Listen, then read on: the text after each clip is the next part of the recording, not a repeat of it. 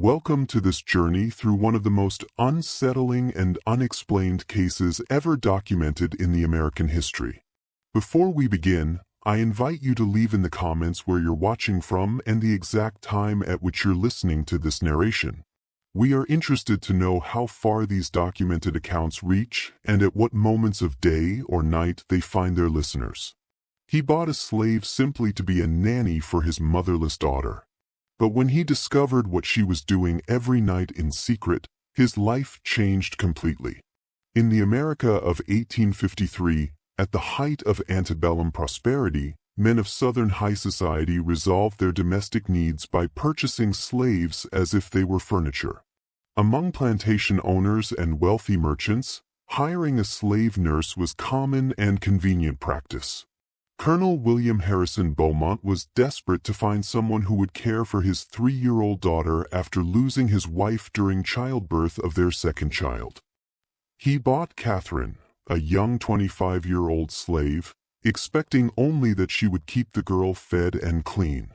Catherine harbored secrets that went far beyond her duties. What began as a strictly professional relationship transformed into something neither of them expected. When William discovered that every night Catherine was teaching his daughter something forbidden by law, something that could cost both of them their freedom, but revealed a soul so extraordinary that it made the colonel question everything he believed in. When the truth about Catherine's past came to light, that she was not just a common slave, but a woman with education that rivaled his own, the scandal that followed shook the structures of Charleston society. The love that was born between them defied not only social conventions but the laws of the land. What happened when a powerful man discovered he had purchased not a servant but a teacher in disguise will show how true love can flourish in the most unlikely places and transform lives forever. Tell me from which city you are hearing this story and prepare to discover how a simple decision can change the destiny of an entire family. Before we continue with this shocking story, don't forget to subscribe to the channel and comment which city you're listening from. Let's strengthen our community so no one forgets these stories. Thank you, and let's continue. The slave market of Charleston, South Carolina, bustled on the humid morning of September 1853 when Colonel William Harrison Beaumont descended from his carriage with a specific objective and a heavy heart. At 34 years old, he had become a widower just 4 months earlier when his beloved wife Elizabeth died after complications in the birth of their second child, who also did not survive. William looked around the market with a mixture of disgust and resignation. He had never needed to purchase slaves personally, always delegating that responsibility to his overseers at his cotton plantation upriver. But the situation was desperate. His daughter Margaret, only 3 years old, had cried incessantly since her mother's death. She refused to eat properly and had dismissed 4 nurses consecutively with her difficult temperament. The child's grief manifested in tantrums, night terrors, and a stubborn refusal to accept comfort from anyone who tried to replace her mother. The morning air was thick with the smell of the harbor, salt and fish mixed with humanity packed too closely together. William felt his stomach turn as he observed families being separated, children clinging to their mothers, men being inspected like livestock. He had grown up surrounded by slavery, had inherited slaves with his father's plantation, but had never personally participated in this particular transaction. His late wife, Elizabeth, had always handled the domestic staff, and he had been content to remain ignorant of the ugly details. "I need a young woman, healthy, with experience caring for small children," he said to the trader, a rotund and sweaty man named Theodore Marsh, who was known throughout Charleston for his inventory of house servants, and who has infinite patience. "My daughter is challenging. She has been through a terrible loss and needs someone with a gentle temperament and a firm hand." "I have exactly what your honor seeks," replied Theodore, his piggy eyes lighting up at the prospect of a significant sale. He led William through the market to a more reserved area where the more expensive merchandise was kept, away from the common field hands and dock workers. A prime piece, young, strong, very clean, came from a plantation in Virginia, where she cared for the master's children. Light-skinned, refined features, knows how to conduct herself in a gentleman's home. Worth every penny, I assure you. Among a group of women sitting on wooden benches, William saw a young woman who stood out from the others, not only for her beauty, but for her posture. While the others kept their eyes low in submission, resigned to their fate. This woman observed everything around her with an alert intelligence that intrigued him immediately. There was something in her bearing that suggested she had not been born to this station, though he could not quite identify what gave him that impression. Catherine was 25 years old, with light brown skin the color of caramel, black wavy hair tied in a simple braid that fell over one shoulder, and hazel eyes that seemed to guard deep secrets. She wore a faded blue cotton dress that had been mended in several places, but was remarkably clean given the circumstances. Her hands, William noticed, were delicate and well cared for, not the calloused hands of someone who worked in the fields or even at heavy domestic labor. Her nails were trimmed and neat. When she shifted position, her movements were graceful in a way that suggested education in deport. "This here is Catherine," said Theodore, with the practiced patter of a man who had sold hundreds of human beings. 25 years old, healthy as a horse, no vices, excellent with children, very obedient. She was trained up in a good Virginia household, knows all the proper ways, can sew cook if needed, but her specialty is caring for little ones. The family that owned her fell on hard times, had to sell off their house stuff. "Their loss is your gain, Colonel." William approached, and Catherine raised her eyes to meet his. For an instant he felt as if she could read his soul, as if those hazel eyes could see past his fine clothes and respected name, to the grief and desperation he carried within him. There was a depth in that gaze that unsettled him, an intelligence that seemed inappropriate for someone in her position.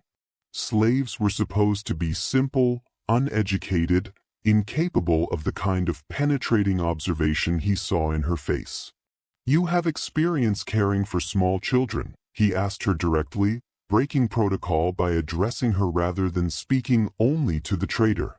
"Yes, sir," Catherine responded with a soft but firm voice that carried a cultured accent he could not quite place. It was neither the thick dialect of the field slaves, nor the affected speech of house servants trying to imitate their masters.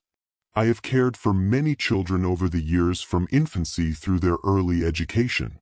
William noticed how she phrased her response, not just confirming experience, but providing additional information about the age range of her charges. Most slaves would have simply answered yes or no. "Difficult children," he pressed, "who cry a lot, don't want to eat, children who have lost their mothers." He saw something flicker in her eyes, a shadow of pain that suggested personal experience with loss. "Yes, sir," she said softly. "Children who are grieving require special care. They need patience, consistency, and someone who understands that their behavior is not defiance, but pain finding its way out." The observation was so perceptive, so exactly aligned with what the doctor had told him about Margaret's condition that William felt his breath catch. He stared at Catherine, trying to understand how a slave could articulate what he himself had struggled to comprehend. "How did you know?" he asked quietly, forgetting for a moment that Theodore was listening. "How did you know about my daughter's situation?" "By the way you speak of the girl, sir," Catherine said, her voice gentle, "and by the sadness in your eyes. A man does not come to purchase a nurse with such urgency unless his need is desperate, and that kind of desperation usually comes from love and loss combined."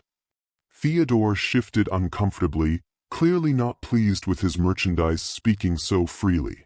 "Now, Catherine, you just answer the gentleman's questions without all the extra words," he said sharply. But William held up a hand. "No, let her speak." He looked at Catherine intently. "You understand grief? You have seen it in children before?" "I have seen it in many forms, sir." in children who have lost parents, in parents who have lost children. Grief is grief, whether it wears fine clothes or rags. The philosophical response delivered with such simple dignity moved something in William's chest. This was no ordinary slave. Whatever her circumstances, however she had come to be standing on this auction block, there was something extraordinary about her. Theodore, sensing the sale was moving in his favor, pressed his advantage. As you can see, Colonel, she's well-spoken and understands quality care. A girl like this, she'll fit right into your household, 'cause no trouble and give your little daughter exactly what she needs.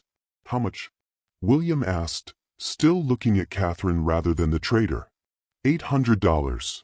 Now, I know that seems steep, but for a skilled nurse of her quality, trained in a proper household, it's more than fair.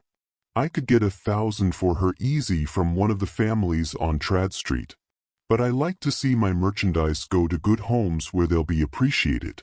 It was indeed a high price, nearly double what a field end would cost, and significantly more than most house servants. But William was desperate, and something about Catherine spoke to him on a level he could not quite articulate. Perhaps it was the hope that this unusual woman might succeed where others had failed. Perhaps it was simple desperation. Or perhaps it was something else, something he was not yet ready to name. "I'll pay it," he said. "Have your man draw up the papers." Theodore's face split into a broad smile. "Excellent choice, Colonel. I guarantee you won't regret it. Catherine here will serve you well." An hour later, William was leading Catherine to his carriage, her few possessions tied in a small cloth bundle. As they walked through the market, Catherine kept her eyes forward, her spine straight, despite the degradation of her circumstances. William noticed how other slaves seemed to defer to her. How even in this terrible place she carried herself with a quiet dignity that commanded respect. The carriage was waiting on East Bay Street. William's driver James perched on the box. James himself, a slave who had been with the Beaumont family for 20 years, raised his eyebrows when he saw Catherine, but said nothing, simply nodding respectfully as William handed her into the carriage.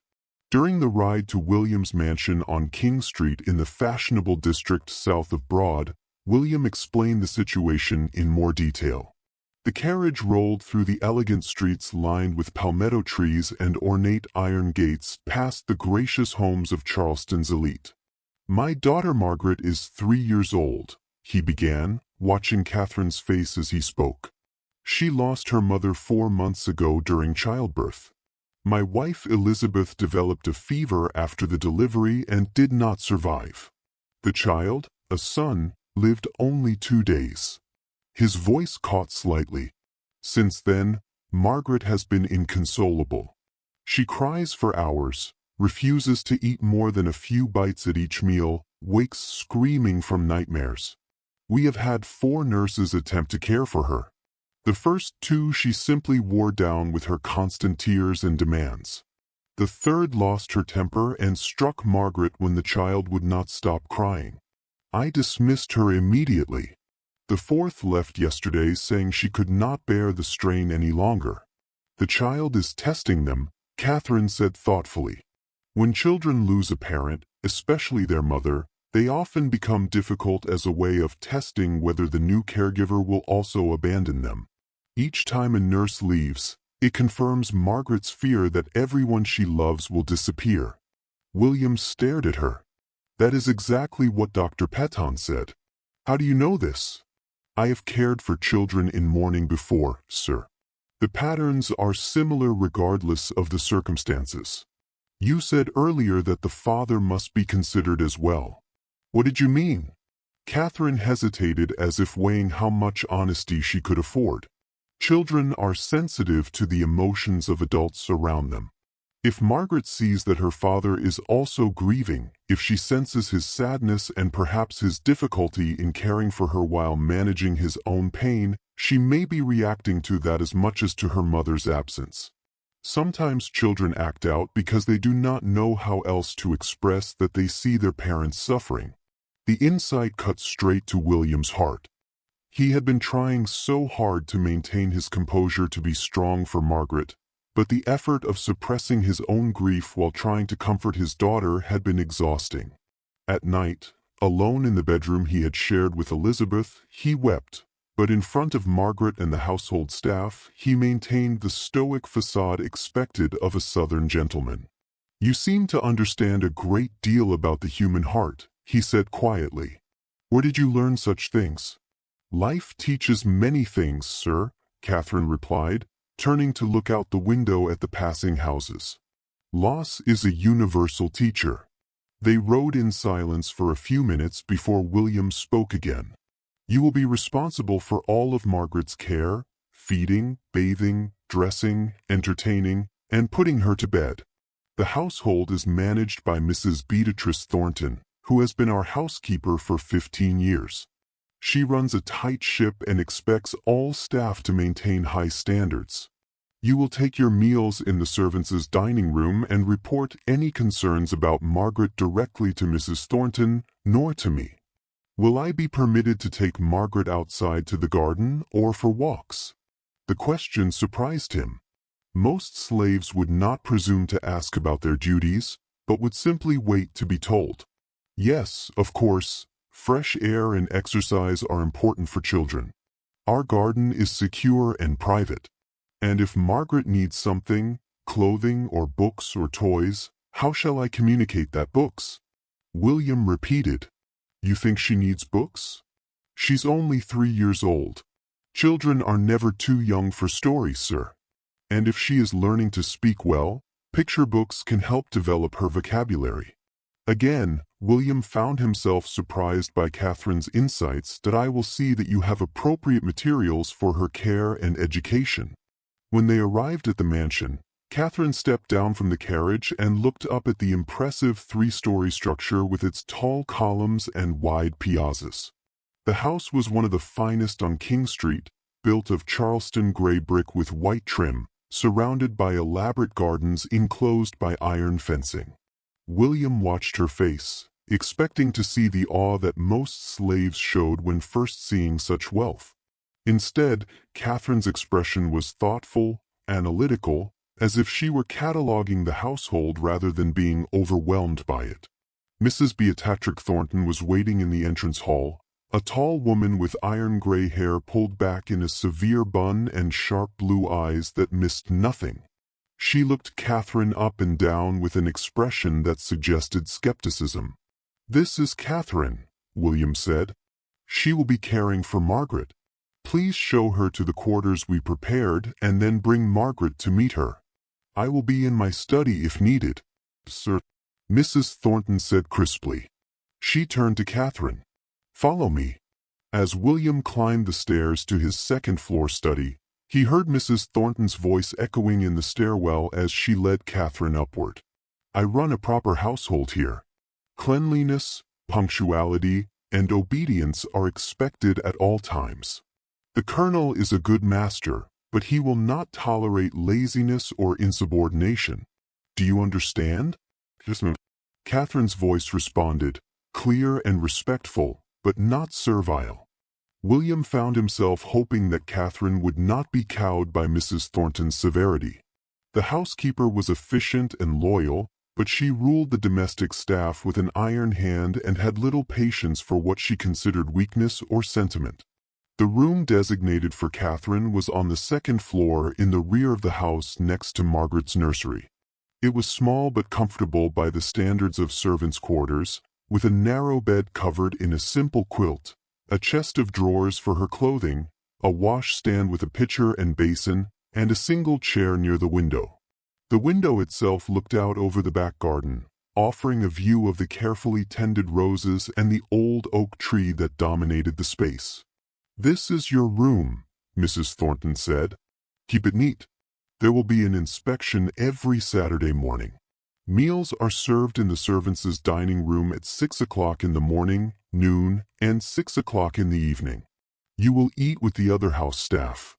Miss Margaret takes her meals in the nursery, and you will be responsible for ensuring she eats properly. Her clothes are in the wardrobe in her room. She has a bath every evening before bed. Any questions? May I ask what Miss Margaret's routine has been? Catherine asked. What time does she wake? When does she nap? What are her preferences for food and play? Mrs. Thornton's expressions softened slightly. She wakes early, usually by 6 o'clock. She used to nap after lunch, but lately she fights sleep and often cries herself into exhaustion by mid-afternoon. She picks at her food, especially vegetables. She used to enjoy playing with her dolls and looking at picture books with her mother. But since Mrs. Beaumont passed, she has shown little interest in toys. The housekeeper's voice held a note of sadness. She was such a happy child before. Now she just seems lost. I will do my best to help her find her way back, Catherine said gently. See that you do.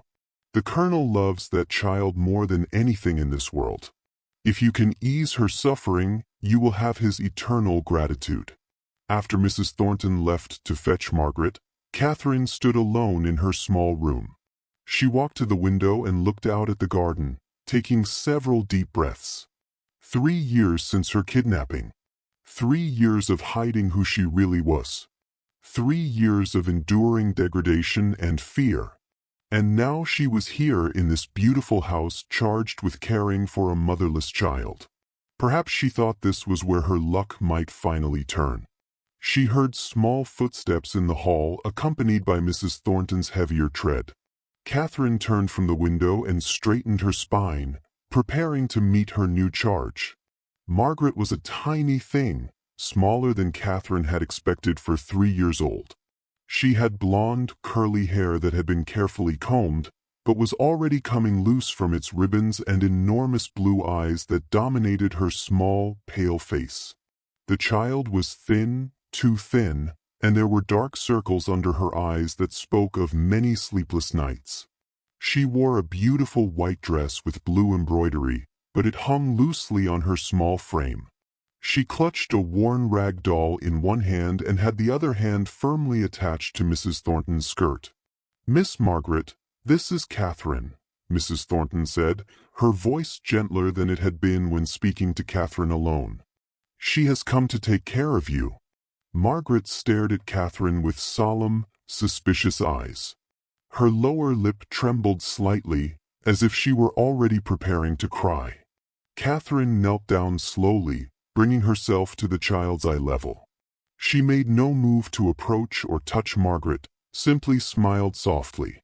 "Hello, Margaret," she said in a gentle voice. "My name is Catherine. I came to be your friend." Margaret did not respond, only pressed herself more firmly against Mrs. Thornton's leg, her eyes never leaving Catherine's face. "You have very beautiful eyes," Catherine continued, keeping her voice soft and non-threatening. "They are the color of the sky on a clear summer day. I bet your mama used to tell you that. I bet she told you that you have the prettiest eyes she ever saw." At the mention of her mother, Margaret's face crumpled and tears began to stream down her cheeks. Mrs. Thornton looked alarmed and was about to speak when Catherine did something unexpected. She began to sing very softly a melody that seemed to come from another world entirely. The words were in a language neither Margaret nor Mrs. Thornton recognized, something African and ancient, but the melody was achingly beautiful, full of longing and comfort in equal measure. Margaret's sobs began to quiet. She loosened her grip on Mrs. Thornton's skirt and took a half step forward, her eyes wide and fixed on Catherine's face. The tears still flowed, but silently now, as if the music had given her grief a gentler form of expression. When the song ended, the room was silent, except for Margaret's shaky breathing. The child had moved several steps closer to Catherine without seeming to realize it. "That was beautiful," Mrs. Thornton said quietly. "I have never heard anything like it." William's voice came from the doorway. "What language was that?" Catherine turned startled. She had not heard him approach. He stood in the doorway with an expression of wonder on his face. "An African lullaby, sir," she said, rising from her kneeling position. "My mother taught it to me when I was very small. It speaks of stars that watch over children while they sleep, protecting them and keeping them safe through the night. You speak African? William asked, moving into the room. Some words and phrases, SIR.my mother came from Africa originally and remembered some of the old songs. William looked at his daughter, who was still staring at Catherine with rapt attention. It was the first time in weeks that Margaret had shown interest in anything beyond her own grief. Margaret, sweetheart, he said gently, crouching down beside his daughter. Do you like Catherine singing? Margaret nodded slowly, still not speaking. Would you like her to stay and take care of you, to sing to you and play with you? Another small nod. William felt something loosen in his chest, a tiny seed of hope. Catherine, would you mind staying with Margaret for the rest of the afternoon? I think she is comfortable with you. Of course, sir, I would be honored. In the days that followed, William found himself observing Catherine with growing fascination and curiosity. She moved through the household with quiet efficiency, her entire focus on Margaret. The transformation in his daughter was gradual but unmistakable. The constant crying diminished. Margaret began to eat more at meals, still picking at her food, but consuming enough to ease William's worries. The night terrors continued, but Catherine seemed to have a gift for soothing the child back to sleep. William would sometimes wake in the night to hear that strange, beautiful African melody floating through the house, and he would know that Catherine was singing Margaret out of a nightmare.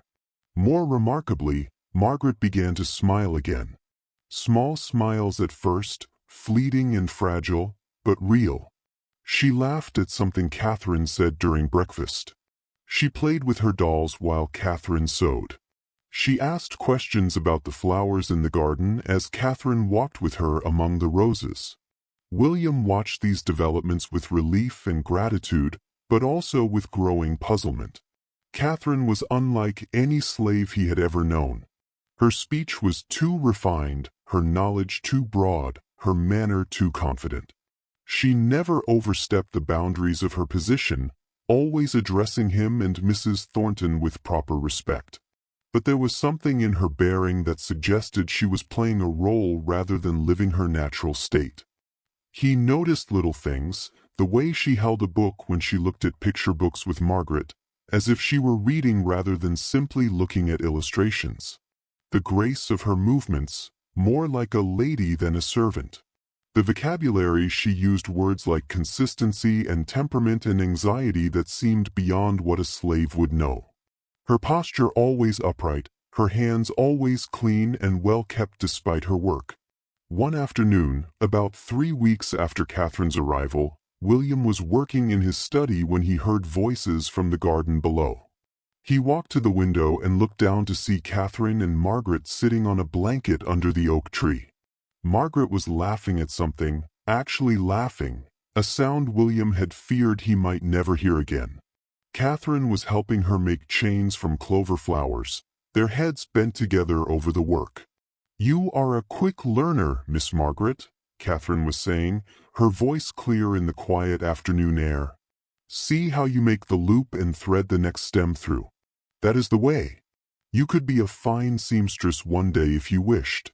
Or you could make beautiful things just for the joy of creating them. Will you always stay with me?"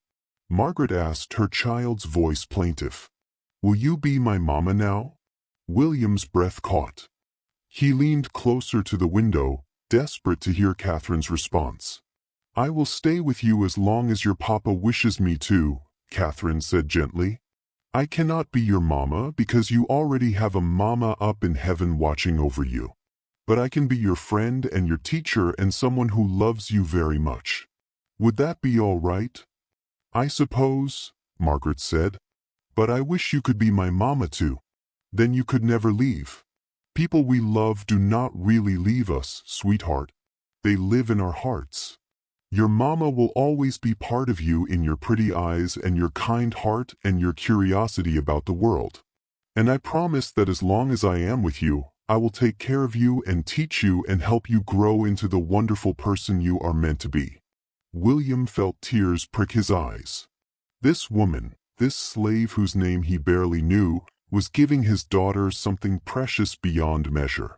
She was giving her permission to grieve while also giving her hope for the future.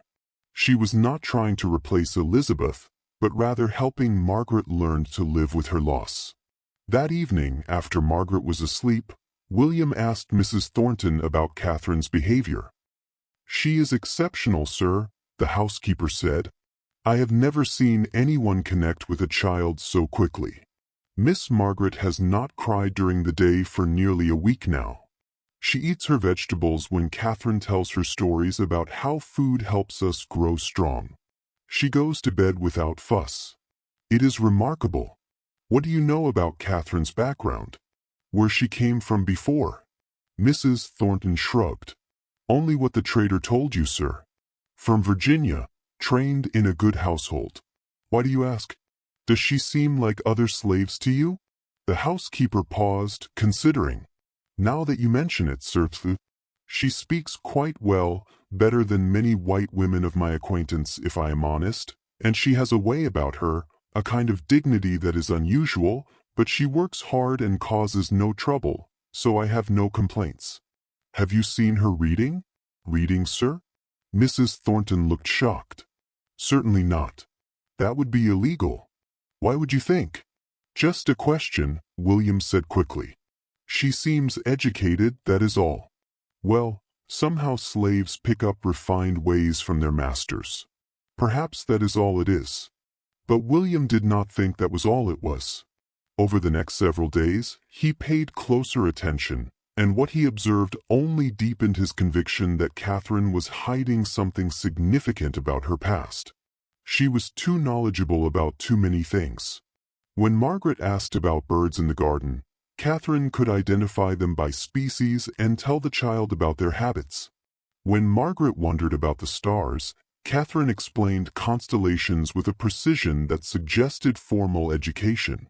She spoke French phrases occasionally, translating them for Margaret as if teaching a foreign language were the most natural thing in the world. And then 2 weeks later, William discovered the truth in a way that left him shaken to his core. It was a warm October evening, and William was working late in his study on correspondence related to his plantation business. The house was quiet. The servants retired to their quarters, Margaret long since asleep.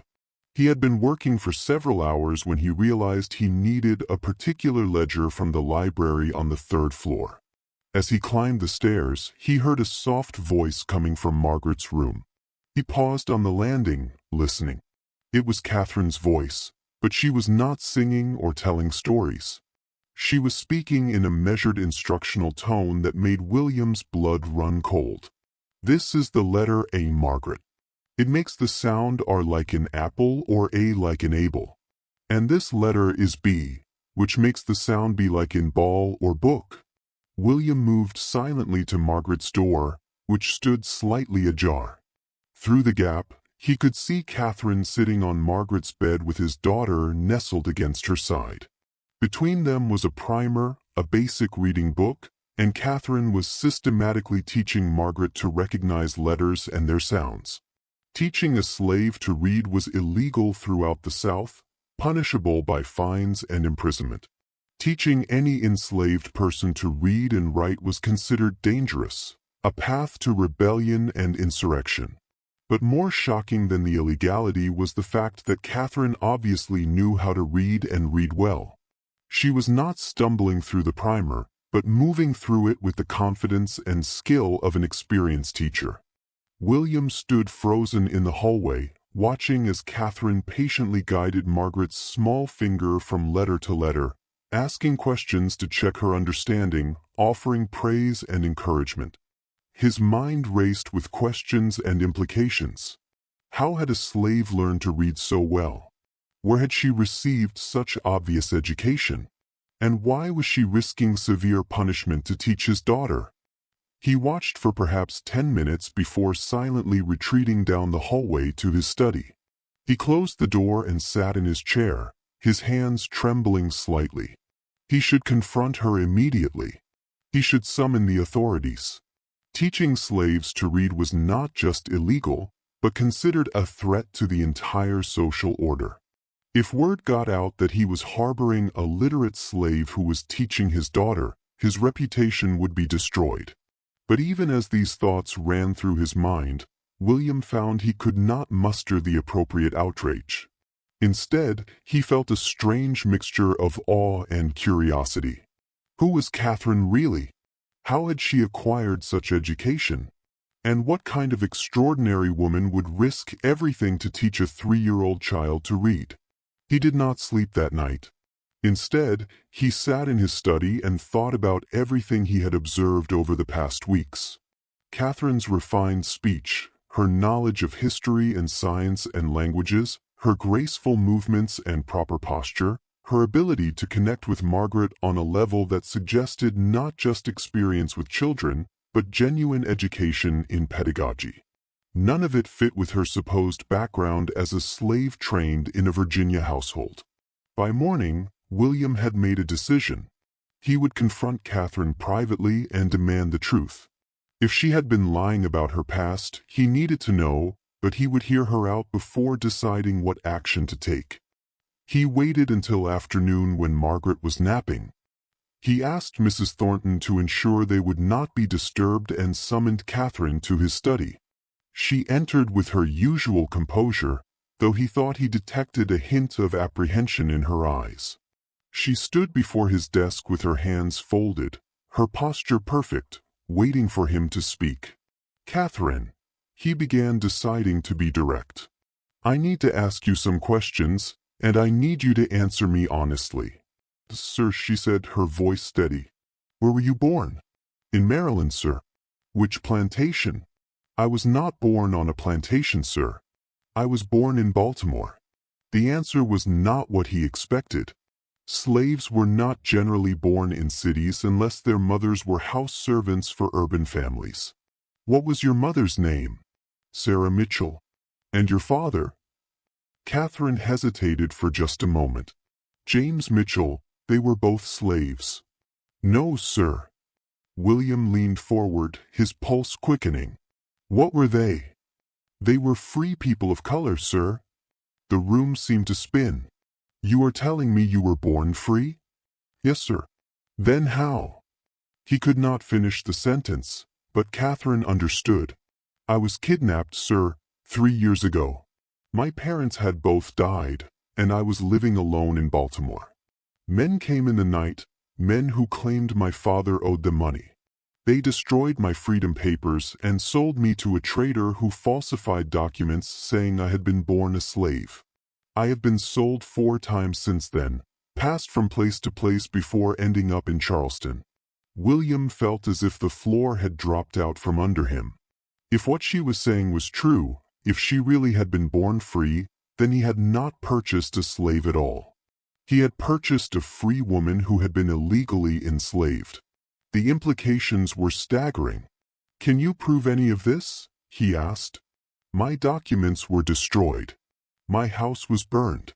Anyone who knew my family is in Baltimore and who would believe them against the word of white men with legal papers, false though they may be." "How did you learn to read?" "My father taught me. He was a skilled carpenter, a respected man in the free-colored community. He believed education was essential. I can read and write in English and French. I studied mathematics, history, geography. My father wanted me to be able to support myself, to never be dependent on anyone." "I saw you teaching Margaret last night," William said quietly. "I saw you with the primer." Catherine's face went pale. "Sir, do you know what could happen to you if I reported this to both of us?" "Sir, I know. I am sorry. I should not have presumed. It is just that Margaret is so bright, so eager to learn, and it seemed wrong to let her mind lie when she could be developing it. But I understand if you must punish me. I accept the consequences." She stood before him with perfect dignity, ready to face whatever judgment he would render. And in that moment, William realized that everything about her made sense now. She was not a slave trying to act like a free person. She was a free person who had been forced into slavery. And even under that burden, Her true nature shone through. "Catherine," he said slowly, "if what you are telling me is true, if you were really born free, then you are being held illegally. I would have purchased you under false pretenses." "That is correct, sir." "Why did you not say something before when I first bought you? Would you have believed me? A colored woman in a slave market claiming to be free. Mr. Marsh had legal documents, false though they were. I have nothing but my word." She was right, of course. In the social and legal structure of the South, a slave's testimony was worthless against a white man's documents. "I need time to think about this," William said. This is more complex than I can process immediately." "I understand, sir. May I ask what you intend to do?" "I do not know yet, but Catherine." He looked at her intently. "I want the truth. All of it. I want to know exactly what happened to you, who you were before, how you ended up here. Can you tell me that?" "Sir, if you truly want to know, I will tell you everything. Come back tonight after Margaret is asleep. We will talk then privately." Catherine nodded and left the study, and William sat alone with his thoughts churning. If Catherine's story was true, then he had an enormous decision to make. He could ignore what he had learned, continue to keep her as a slave, and no one would be the wiser. He could report her literacy and have her sold away, removing the problem from his household. Or he could investigate her claims and, if they prove true, help her recover her freedom. The last option would cost him $800 and would deprive Margaret of the best caregiver she had ever had. It would also be the right thing to do. That night, after the household had settled and Margaret was sleeping soundly, Catherine came to his study.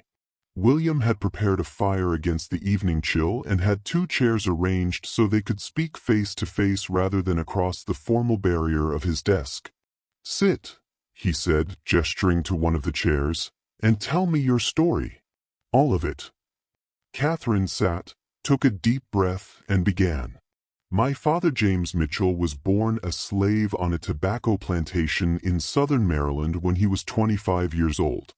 His master died and in his will manumitted several of his slaves, including my father. My father was a talented carpenter and he used his skills to build a good life. He moved to Baltimore and established himself as a craftsman. He made furniture, did construction work, built a reputation for quality and reliability." She paused, her eyes distant with memory. "My mother Sarah was born free. Her parents had purchased their freedom years before she was born. She worked as a seamstress and was known for her beautiful work. My parents met at church, married, and I was born in 1828. They named me Catherine after my grandmother." "You were educated from childhood?" William asked. "My father insisted on it. He said that slavery had stolen his childhood and his youth, and he was determined that I would have every advantage. He hired a tutor for me when I was 5. By the time I was 10, I could read English and French, do mathematics through algebra, and knew history and geography, as well as any white child in a good school." "What happened to your parents?" Pain flashed across Catherine's face. "My mother died of consumption when I was 20. My father never really recovered from losing her. He continued to work, but his heart was broken. 2 years later, in 1850, he was killed in an accident at a construction site. A wall collapsed and crushed him. I am sorry," William said and meant it. "He left me the house we lived in, his tools, some savings. It was not a fortune, but it was enough for me to live modestly. I supported myself doing needlework and teaching, reading and writing to children in the free colored community. I had a small but good life. I was not wealthy, but I was free and independent. That was everything." "What happened 3 years ago?" "2 men came to my door one night in August. They said my father had owed them money. Gambling debts, they claimed. I told them that was impossible, that my father did not gamble. They insisted. They said I would have to work off his debts. When I refused and showed them his papers, proving there were no outstanding debts, they became violent. They beat me, tied me up, and burned my house to the ground. Everything I owned, all my father's papers, my freedom certificate, my mother's Bible, everything was destroyed. Her voice remained steady, but William could see the pain in her eyes. They kept me locked in a cellar for weeks while they arranged false papers saying I'd been born a slave named Catherine with no surname. Born in 1828 in Virginia, they sold me to a trader who took me south. I tried to tell people the truth at first, but no one would listen. A colored woman's word meant nothing against white men with legal documents. I was beaten for lying, beaten for trying to escape, beaten for being difficult. Eventually, I learned to stay silent and wait for an opportunity. But you never stopped being who you were, William observed. No, they could take my freedom, but they could not take my mind or my education or my sense of self. I hid it as best I could, spoke simply, kept my eyes down, acted the part they expected. But inside, I was still Catherine Mitchell, daughter of James and Sarah, a free woman of Baltimore. I just could not prove it to anyone. William sat back in his chair trying to imagine what she had endured. 3 years of forced servitude, of hiding her true self, of living in fear of discovery and punishment, and yet she had maintained her dignity and her core identity. "Why did you teach Margaret to read?" he asked. "You must have known it was dangerous." "Because she is so bright, and because education is the one thing no one can take from her. If I have learned anything from my life, it is that circumstances can change in an instant. Wealth can vanish. Freedom can be stolen. Security is an illusion. But knowledge once gained remains. I wanted to give Margaret something that would be hers no matter what the future brings. And she hesitated. And what? And because it gave me joy to teach again, to use my mind and my skills for their proper purpose. For a few minutes each night while I taught Margaret her letters. I was not a slave. I was a teacher, the person my parents raised me to be. It was a small rebellion perhaps, but it was important to me. William stood and walked to the window, looking out at the dark garden. He stood there for a long moment, thinking about everything Catherine had told him, weighing his options and his responsibilities. "Catherine," he said finally, turning back to face her, "I am going to investigate your story. I will write to people in Baltimore, search for records, see if I can find any evidence that supports what you have told me. If your story proves true, I will help you recover your freedom. You have my word on that." He saw tears spring to her eyes for the first time since he had known her. "Do you mean that, sir?" "I do. I cannot undo the injustice that was done to you, but I can refuse to perpetuate it. If you were born free, then you should be free." "Thank you," she whispered. "You cannot know what that means to me.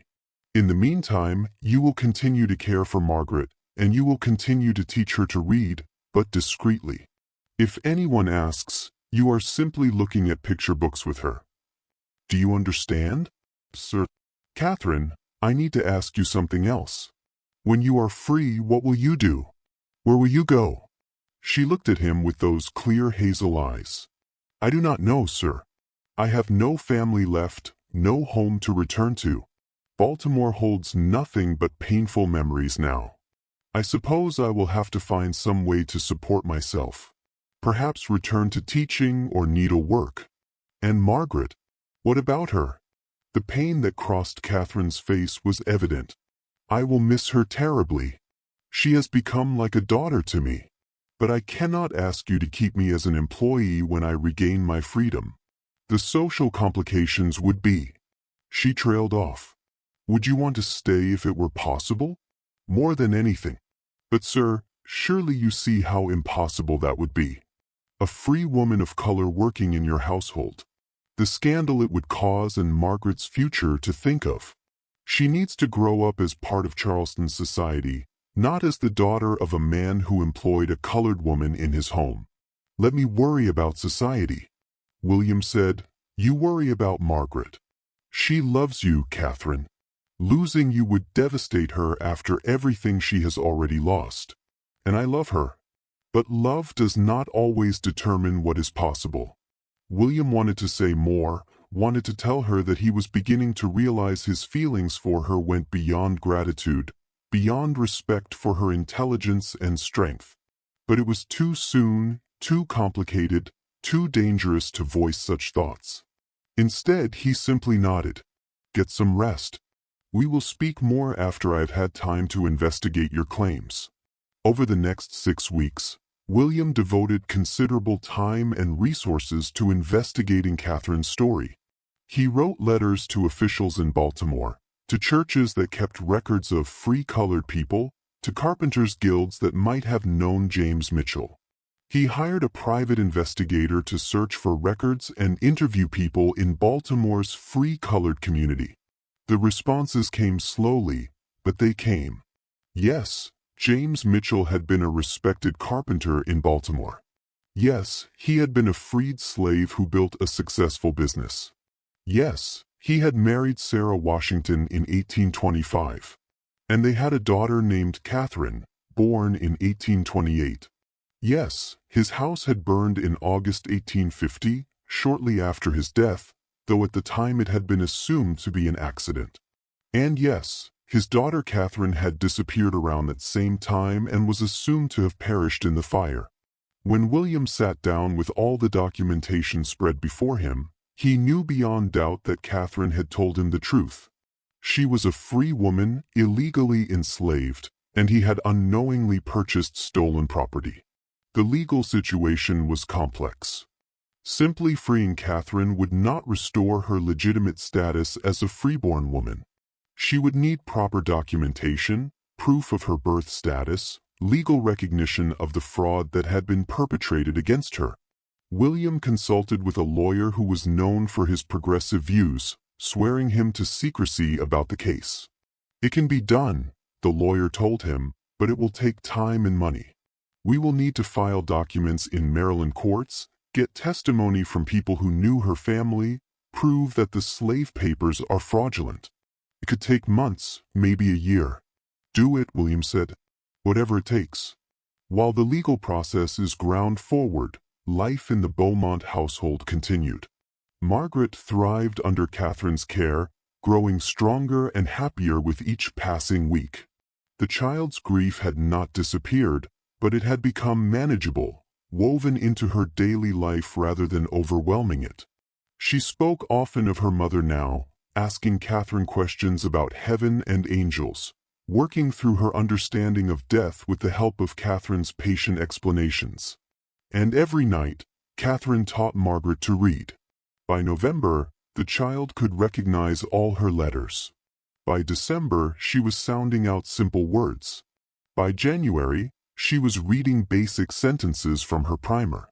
It was remarkable progress for such a young child, testament to both Margaret's intelligence and Catherine's skill as a teacher. William found himself drawn more and more to Catherine's company. He began inventing reasons to observe her lessons with Margaret, sitting quietly in a corner of the nursery.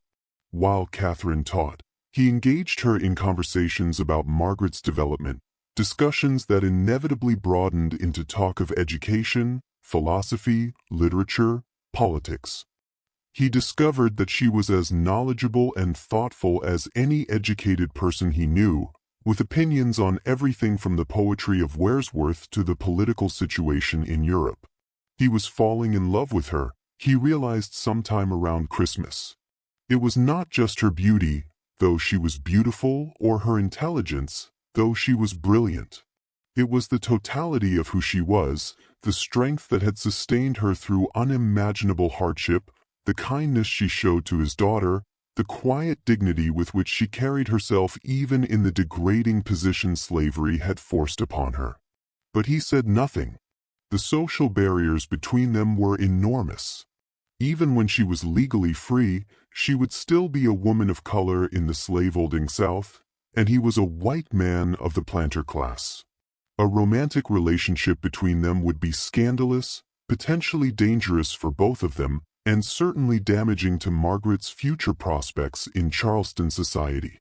So he remained silent, watching and waiting, wondering if the feelings he saw reflected in Catherine's eyes when she looked at him were real or merely his own wishful thinking. In March 1854, 6 months after Catherine had arrived in his household, the legal documents finally came through. Catherine Mitchell, freeborn woman of color, had been officially recognized by the Maryland courts as having been illegally enslaved. The fraudulent documents had been nullified. Her freedom was restored. William arranged for a small ceremony at the courthouse in Charleston with his lawyer and Mrs. Thornton present as witnesses. Catherine stood before the judge and received her freedom papers, legal documents that proved beyond doubt her status as a free woman. When she walked out of that courthouse, she was no longer anyone's property. She belonged to herself alone. That evening, William asked to speak with her privately in his study. She came dressed in a simple but clean dress that Mrs. Thornton had given her, her freedom papers clutched in her hands, as if she feared they might disappear if she let them go. "How do you feel?" William asked. "Terrified," she admitted. "For 3 years I dreamed of this moment. And now that it is here, I realize I have no idea what to do next." "You could stay," William said, "not as a slave, obviously, but as Margaret's governess. I would pay you a salary, provide you with good quarters, respect your free status. You could continue to teach Margaret and live here in safety and comfort." "Why would you do that?" Catherine asked softly. "You know the scandal it would cause to employ a free woman of color in your household. Because Margaret needs you. Because he hesitated, then decided to risk honesty. Because I have come to value your presence in this house, in my life more than I can easily express, because the thought of you leaving is unbearable." Catherine looked at him for a long moment. "William," she said, using his first name for the first time, "that I need to be honest with you. I have developed feelings for you that go beyond gratitude. When I am near you, my heart races. When you speak, I hang on your every word. I think about you constantly. But feelings do not change reality. Even if I stay as an employee, society will judge us harshly. And if we ever acted on these feelings, the consequences would be severe." "I know," William said. "I have thought of little else for months. The social barriers are real and significant. But Catherine, I am in love with you. Completely, hopelessly in love. And I think you love me too." "I do," she whispered. "God help me. I do. But love is not enough. What if we made it enough? What if we decided that our happiness matters more than social approval? And Margaret, what about her future? If you marry a colored woman, her prospects in Charleston society will be destroyed. She will be ostracized, mocked, made to suffer for your choice." William had thought about this extensively, or she will learn that love and justice matter more than prejudice. She will grow up in a household that values character over skin color, education over empty social pretensions. She will be stronger for it. "You are asking me to be brave enough to marry you," Catherine said. "But are you brave enough to face what that will mean? The loss of friends, business partnerships destroyed, social standing ruined. I would rather be ruined with you than respected without you." Catherine closed her eyes, tears streaming down her face. "This is madness. This is impossible. Then let us be mad and impossible together." She opened her eyes and looked at him. "If we do this, there is no going back. Once you marry me, Charleston society will never accept you again. Then we will find new society. There are progressive communities in the North, places where an interracial couple might live in relative peace.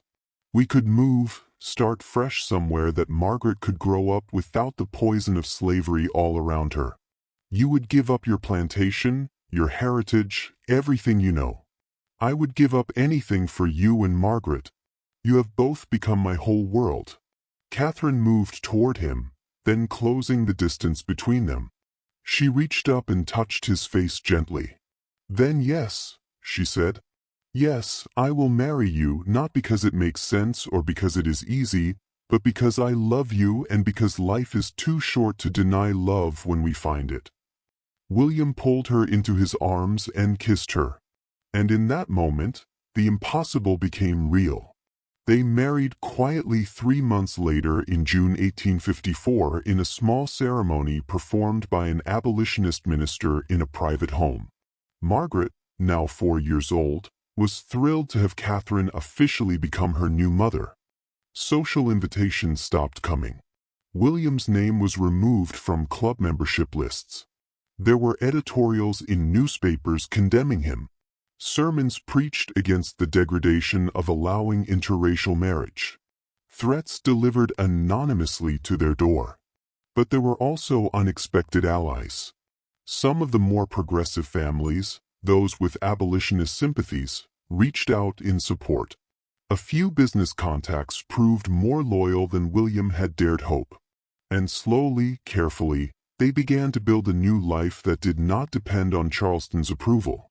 True to his word, William eventually sold his plantation and moved his family north to Philadelphia, where laws against interracial marriage were not enforced, and where a free colored woman married to a white man could live without constant fear. It was there that Margaret grew into a confident, educated young woman, fluent in 3 languages, passionate about social justice, unafraid to challenge injustice wherever she encountered it. Years later, when Margaret was grown and married herself to a progressive young lawyer who shared her values, she would tell people about her unusual family. "My father," she would say, "bought a slave to care for me after my mother died. But he discovered he had bought not a servant, but a teacher, not property, but a person of extraordinary gifts.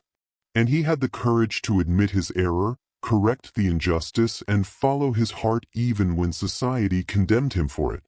My mother lost her freedom to cruelty and greed, but she never lost herself. And together, my parents built a family based on love and respect rather than law and custom. They taught me that human dignity matters more than social approval, that love sees beyond color, and that courage means doing what is right, even when it costs you everything." Catherine and William's story became one that people told when they needed to believe that love could triumph over prejudice, that individuals could stand against unjust systems, and that families built on genuine affection and respect were stronger than those built on social convention. On quiet evenings when the house was still and Margaret was asleep, Catherine would sometimes take out her freedom papers and read them, still hardly believing they were real. And William would watch her, marveling that this extraordinary woman had come into his life in such an unlikely way. "Do you ever regret it?" he asked her once. "The difficulties we have faced, the losses we have endured." Catherine looked at him with those clear hazel eyes that had first captivated him in a Charleston slave market years before. "I regret the injustice that brought us together," she said. "I regret the years I lost to slavery, but I do not regret loving you or this family we have built or the life we have made despite everything working against us. What we have is worth every struggle." And in the end, that was the truth that sustained them through every difficulty, every challenge, every moment.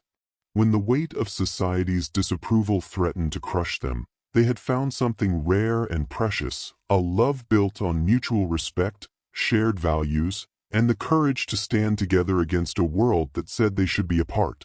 Years later, when historians look back at the antebellum period, they would find many stories of slavery's cruelty and injustice. But they would also find occasional stories like Catherine and William's. Stories that proved that even in the darkest times, individuals could choose humanity over hate, love over law, and justice over convenience. These stories mattered not because they were common, but because they showed what was possible when people had the courage to live according to their deepest values rather than their society's shallowest prejudices.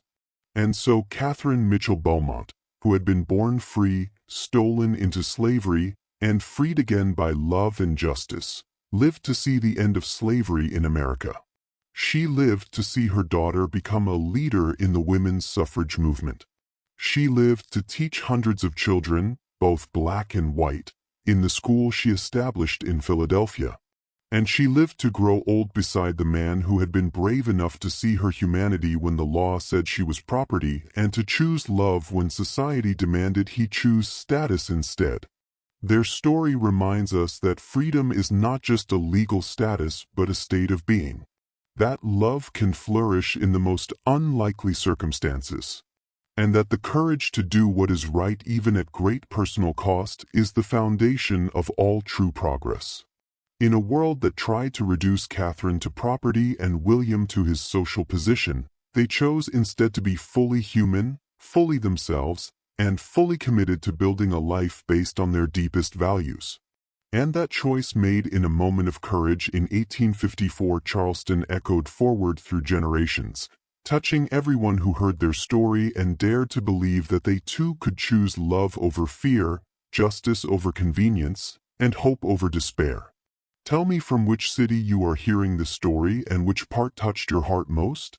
What moves you most about stories where people fight against injustice for love?